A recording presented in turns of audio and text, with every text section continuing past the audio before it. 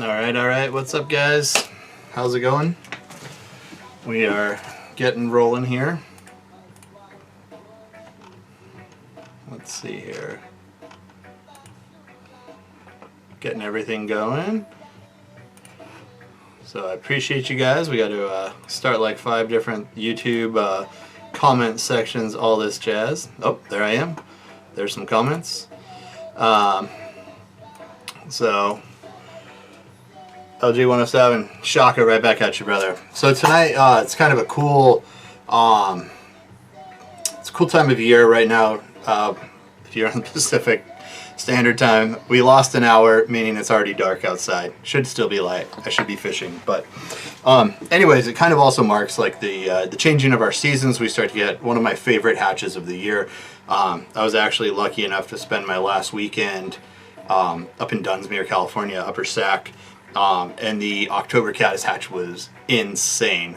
So that's going to be on the Pitt, the McLeod, a ton of our other waterways here in Northern California. It's one of the last big meals these trout are going to get before they start like eating tiny Baetis patterns, which are like size 18 to 20s and not the most fun to tie or learn about. Give me the sack, all right? Like steak seasoning, exactly. Do we need a pro staffer? I don't know. I stay out of that as much as possible, brother. Won't lie. So it's a pretty cool time of the year. I mean, you're walking down the streets in Dunsmuir right now. I stayed the night up there, and I mean, there's this October Caddis everywhere. The trout are looking up, but most importantly, the trout are looking down. Not only for the emergence, you know, October Caddis is like a mass emerger, meaning they just go with like it's like the herd mentality. If you had wildebeest and there's a lion, trout being the lion, they're going to be like as many of them on the move as possible. So they just don't really have much of a chance. And after they lay their eggs, they die. So we're doing one dry fly and one that I fish as a drowned emerger or a adult pattern. And both of the patterns work pretty darn well. It doesn't have to be too sophisticated, I guess is what I'm getting at.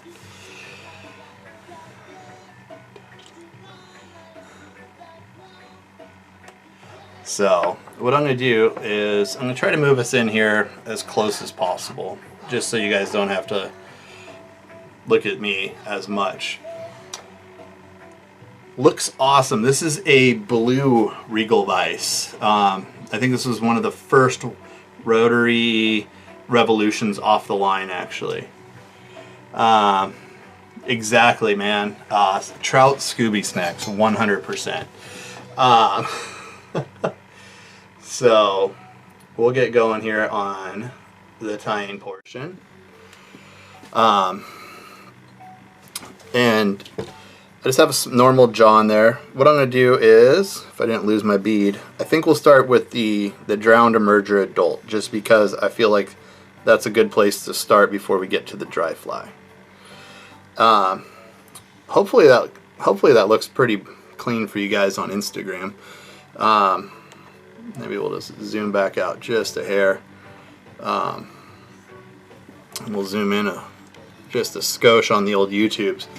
Obviously, guys, YouTube has, we're streaming to YouTube, so it's a tremendously cleaner stream, and you can find that off of our Loon website at loonoutdoors.com. Alright, I just have everything kind of in a junk show pile here. So with this guy, I'm using a tungsten bead. It's like a 4.5-ish mil bead. So yeah, once I get my hand up here and working, it'll get like way cleaner. So I like using non-lead wire, reason being it's better for the environment. And with tungsten, really I'm just using it as kind of a underbody. This is an optional step, you don't have to do it. I like heavy flies. And sorry, Tribal Seeds is in the background, and it's just the way it's going to be there tonight. If Cheech was here, he'd like it. This is an old pair of scissors that I have elected not to resharpen, so don't freak out. The new ones are right here. So I'm not sure about the periodic number of tungsten. It's not something I fancy. I think it's like the fourth heaviest material. The other ones are like depleted uranium and stuff, and not really available to me. So, since October Caddis is a big, nasty critter. So these are our, by the way, the new scissors that I'm using, they look very, very different than everything else. It's our new precision tip, and they eat through basically everything, which is cool. So I'm just going to throw in a solid thread base. Kind of don't really need to build a taper here, but I do like to make sure everything's secured. So what I do here is I'm just going to actually pull a dubbing loop, and it won't be a very big dubbing loop. It's not a steelhead fly. So once I get that, I go around quite a few times, if you guys can see that. And that just locks in my dubbing loop, makes it a nice tie-in point, so I have a nice solid thing. Most of the time I do like to overdo my dubbing loops. I take my dubbing spinner and I just kind of I leave it sitting outside of kind of the normal area. So one of my major gripes in the world is the brightness of October Caddis colored dubbings. So for me, what I've noticed is that they're more of a dirty, creamy orange. So this is one that I fish. I custom mix this guy, and this is a sparkle version. It's a little bright for me, but you can see there's about 5 or 6 different colors in here. My standard and go-to is my muted October Caddis. So I have some UV Ice Dub Lavender in here. I have some Black Squirrel. That's the little black specks that you'll see running around in here. It might be hard to pick up on camera. Hey Curtis, this is a size 6. But you can do 6, 8. This is one of those hooks, by the way. Yeah, great point. Thank you, Jeremy. Appreciate it. And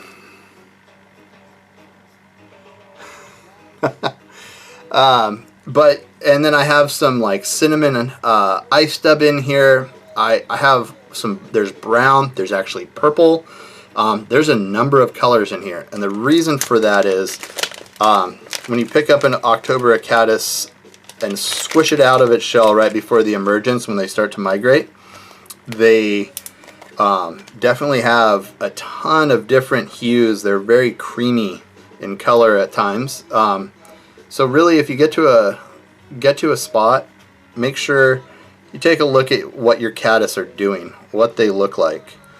And I'll show you guys here on YouTube, because I have the technology, what I'm up to. I'm just basically laying out my dubbing in a big line, and I'm going to be using the D-loop tweezer here to pick up. You can see I kind of squish it. I'll just pick this all up so I'm not messing with it for half an hour.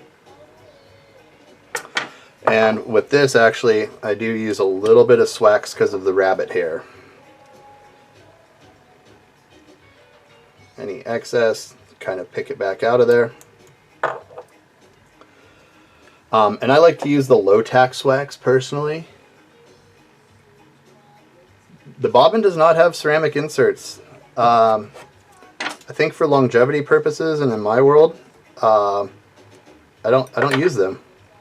So it's a double radius stainless steel bobbin tube, and that I have been tying on with every horrible option of thread and braid and GSP on some of the original ones, probably for 4 years now, through the sample period and stuff. So when I went to design it, I wanted it to be 100% bomb proof as far as everything goes. So you can see we have this big dubbing noodle now, and I'm going to go ahead and spin it up. But one of the things that you can do here is, so we can take this back section because we want to build a taper, and while it's in the dubbing loop, we can go ahead and taper cut this. And I'll show you guys what that looks like. So you can see I have a taper, and it's gradually getting longer as we go through it. The swax really helps to kind of hold that all together. I use a 50 GSP, reason being, it's bomb proof. So you can see there, and I'll just go through and do a real simple little hand pick. I want to get a nice tight body on this. Extra dubbing, I just put it back in the bag.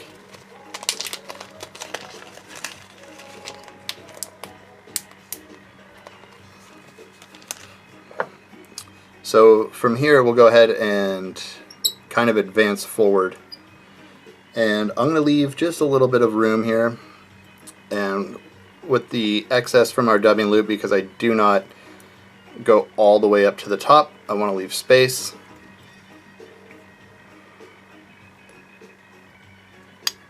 And then I'm just going to brush this back, because we've just created this really cool dubbing brush now. And kind of the cool part of this dubbing is that it's going to, or this dubbing brush, it's going to create a really, really buggy body. And I can just kind of work forward, creating this great profile, and you can always trim it up if you need to. But it's really going to be kind of just a good, clean bug body.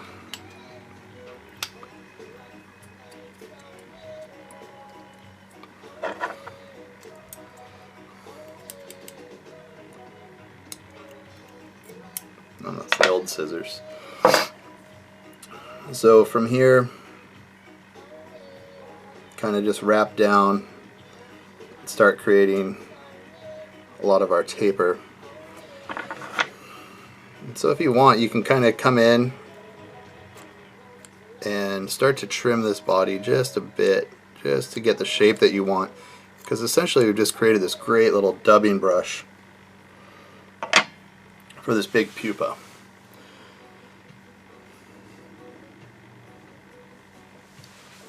Actually, it does not equal gel spun braid, unfortunately. It's gel spun polyester. There's no braiding process in it. The only company that does do a braiding process in it is, and it's not really a braid, but it's Vivus. And there's a machine that pushes like a loop in it to keep it all together. It's pretty interesting technology.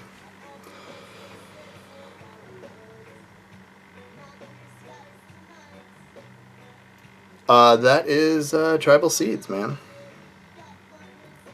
Cheech from Flyfish Food turned me on to it, and I like it quite immensely. Alrighty, so next up, these are just going to be some little hen tips here, and where we're going to be using these is just for our wing buds. And all I do to create the wing bud that I want, actually I don't like that profile. You got to dig through, and you got to find the right profile.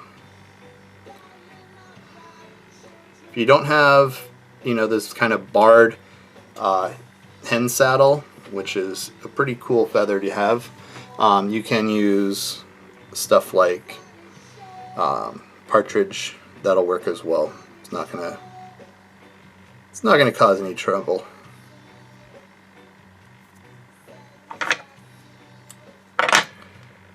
So what I do here is I'm just going to use just the end of the feather, tip section, and then I create this little wing bud with it.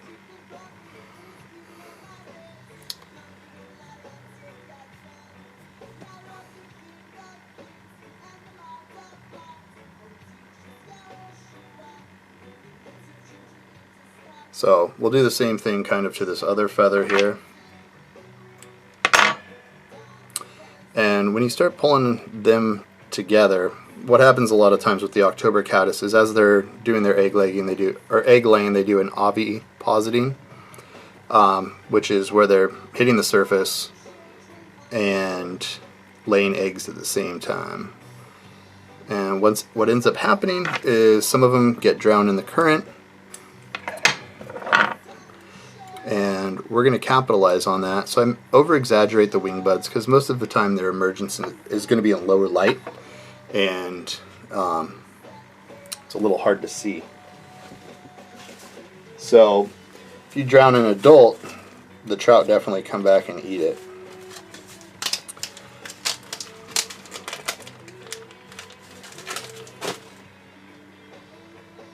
And this is just a little SLF that I like to throw in here for a little bug action here. Just make a little light collar.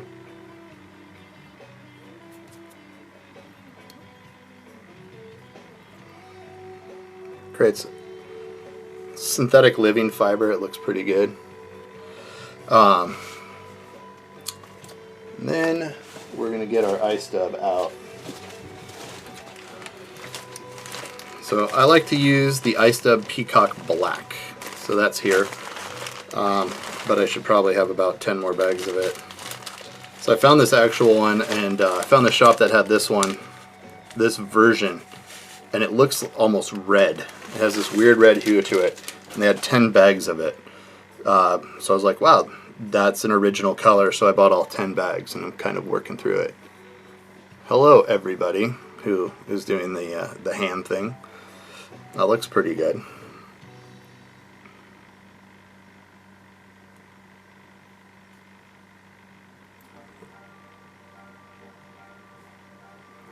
So if you want to fish this like less weight and stuff like that, you can omit the bead and like throw stuff like eyes in. Next up, we're just going to use a little bit of, this is a Pheasant Tail. It happens to be like a dark brown or a dun color, I think they call it. But it's pretty darn dark.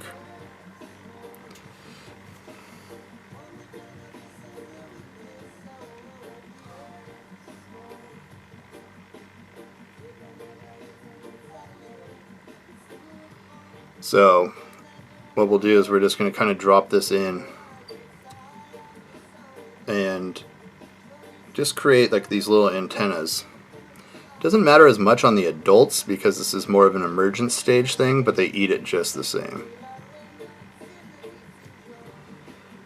So it's kind of over exaggerated. If you don't have like pheasant rump, another great sub is, you know, like some peacock black, crystal flash or midge flash, something like that.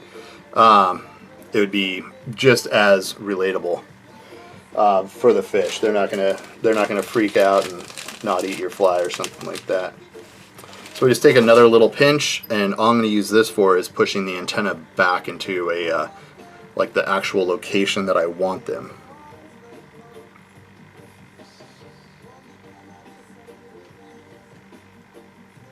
And from there we'll go ahead and wrap in, and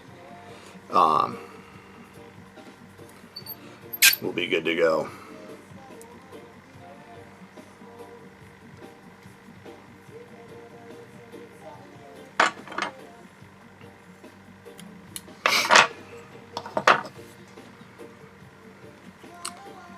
I think this is my black UV, which will be fun. So I'm just going to take a little dab of black UV. You don't have to do that, and I'm just using that just to kind of as a head cement. Works either way. So it's a cool little pattern. One of the other things you can do with this is if you live in like steelhead country, then this is, I'm going to get a little more light here, see if we can, I don't know why I didn't switch all the lights on. So this is definitely something that you can swing.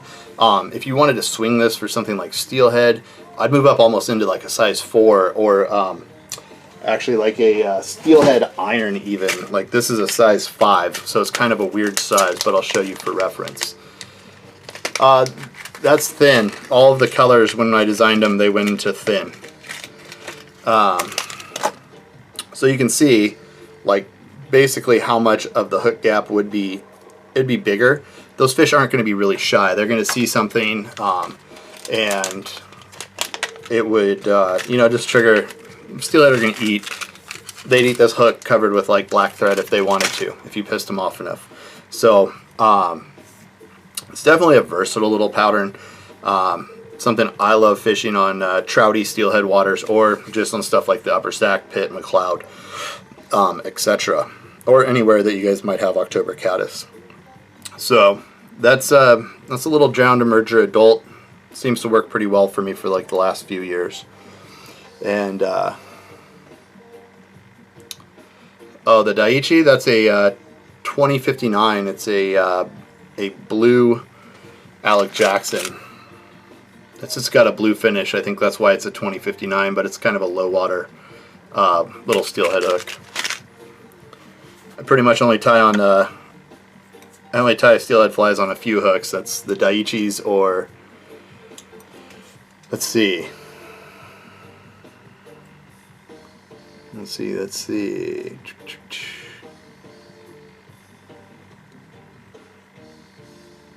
Tie with a stinger. You could tie it on a stinger, and you could dumbbell eye it, absolutely, if you wanted to. Modify it just 20 different ways, no problem there. It's kind of the beauty of it, is that you can just modify the whole darn thing. So basically, it's going to be our same hook, Firehole 718.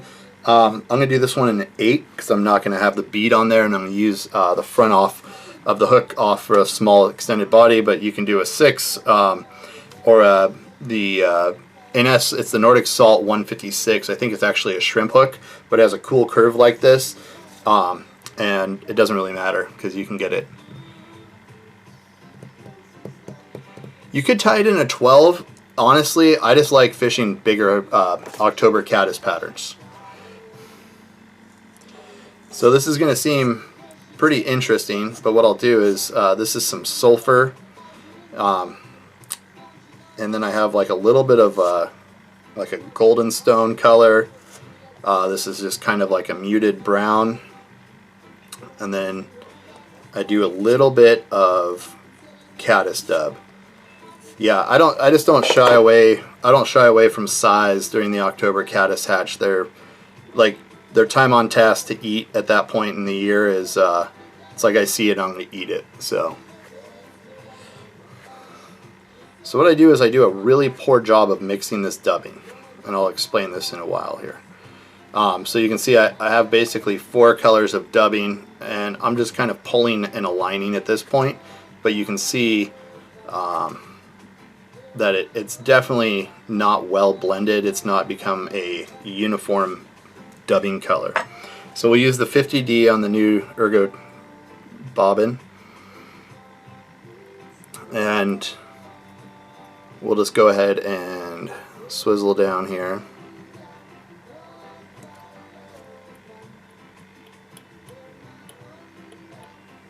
So I do go a little bit past where the point of the hook would be. I'm not ultimately worried about it, and I'm going to take just a little bit of this trifecta colored dubbing, and we'll start to build a little bit of a body here. This one happens to be a 718 Firehole. Nordic Salt would also work. The NS 156 is another one I like. Let's see, Fireman Sack, have a great day. I will see you soon, brother. So I start, and I'm going to build just kind of a body, and I don't really care where it runs out. I'm going to wrap all this down. It's just kind of a tie-in point for me. So now you have this pile of CDC, and you're just going to put it on there. So I like to go through and just select kind of a straggly, long few selected junky CDC fibers. These aren't like the ones that you're going to use for really cool, you know, CDC stacked flies, anything like that. Not really our cup of tea here. CDC does have a pretty strong stem on it, so I'm not going to pull wire with this, which a lot of times you would want to. I just haven't had it break off, but I am going to tack the stem all the way down to the shank there.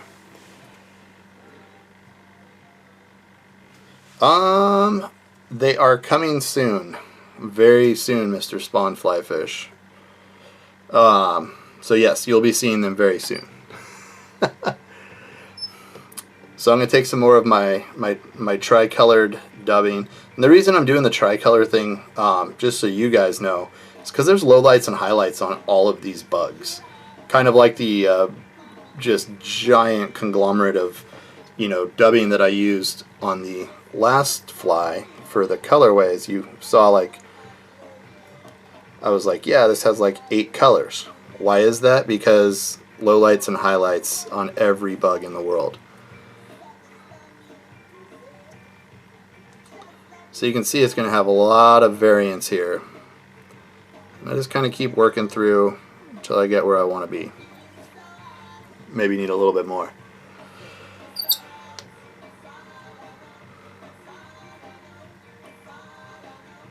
Yeah, I just got the finals for approval the other day. Spawn, aka Mr. Josh.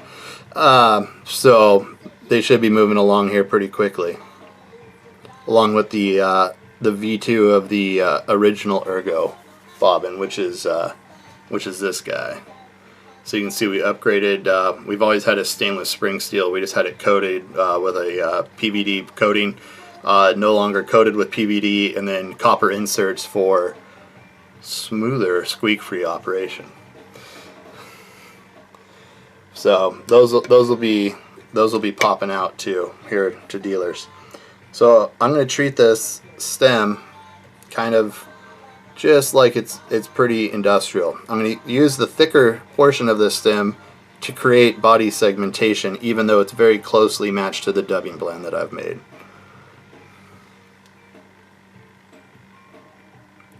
And so this fly actually can get manipulated as well into being a skate pattern for skating up fish with a steelhead iron as well.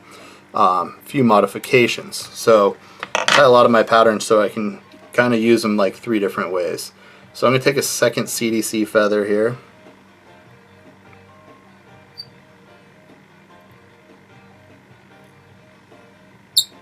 Oh, there's some. I made it squeak. Sweet. New spool of thread, new bobbin.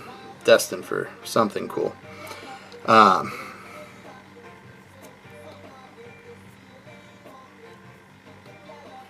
So what we do here is I'm just going to use a little bit of dry fly dub that was from the original selection, and it's just kind of a brown. And the only reason I'm doing that is just to kind of build up a little dark.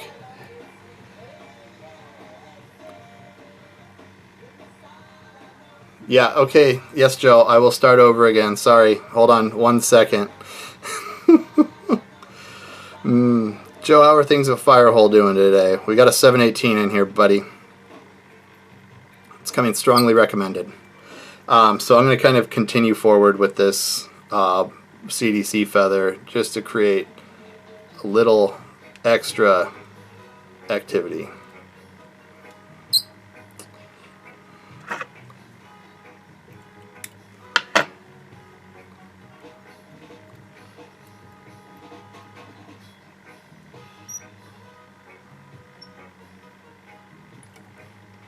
So you can see you get this really kind of streaky, buggy profile happening.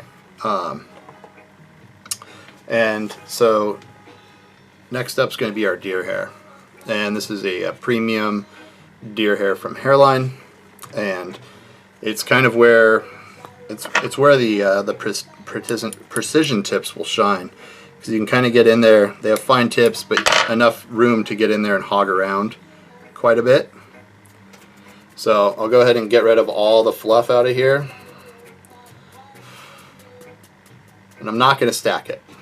I don't want this to be a stacked, like perfectly clean. Elk hair caddis I find to be very unrealistic sometimes, just due to the stack on them. And I like some of the straggliness of. So you can see what I'm doing is, this is a 50, so it's a very, very light thread to be, if I pull really fast I can make that squeak on the Vivas thread.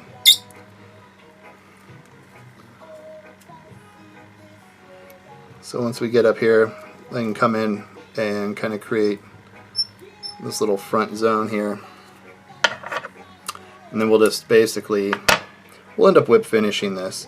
I will push this back using our hair packer. This is the new hair packer from Loon. It's a double side beast for all of your cool needs. And this fly is just really kind of simple. It's not a really high-tech pattern. It's not really a new pattern per se either. It's kind of just a CDC and elk, which is a pretty big fan favorite in the European market.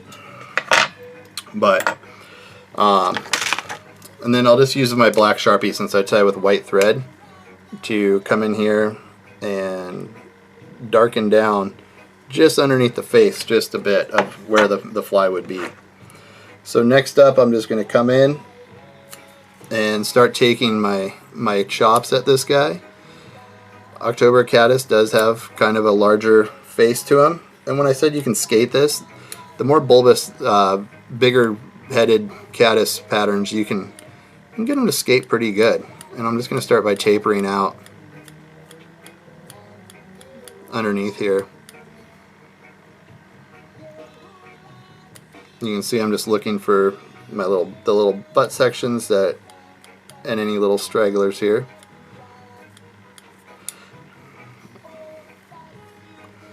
Still a few hanging out.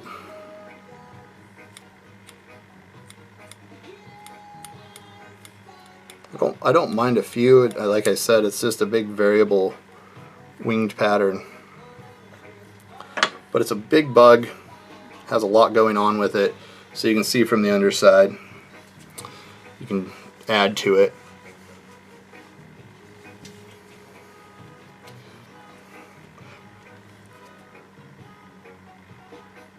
So I'm going to use some of this black. This is our UV black, just kind of as a head cement as well. Make a little darker section under here. Kind of like that little dark spot, because that kind of hides the hook eye for me, at least. I don't know. You could use any color you want.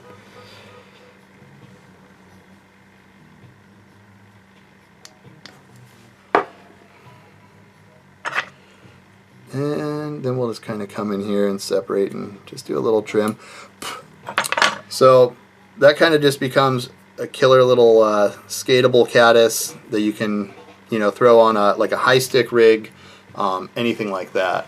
It's pretty simplistic. It's a big utility pattern. But yeah, so it's just a big, buggy, light pattern that's going to float all day. So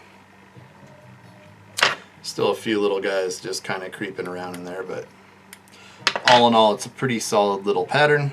And so it's just a few different ways to fish this current hatch that's going on.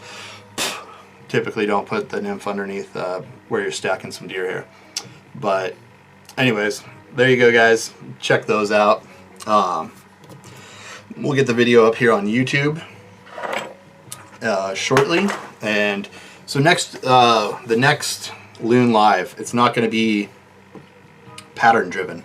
I kind of posed the question last time, did you guys want a tricks, tips, and hacks version of Loon Live, like all of the weird stuff that you can do with resin? So it's like, I don't want to say it's like 101 cool resin tricks, because that would be like 5 hours of resin tricks, but it's going to be like the meat and potatoes of doing cool things to improve flies function, performance, and tricks, hacks, and shortcuts.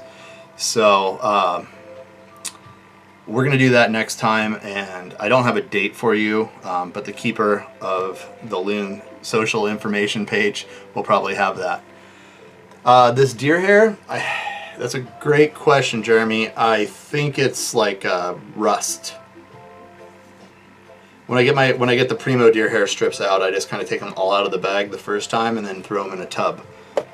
So let's see, golden olive. This is some golden olive CDC, so it looks pretty similar. So it's like a golden olive color. But anyways, guys, I appreciate you guys tuning in, and we'll catch you next time.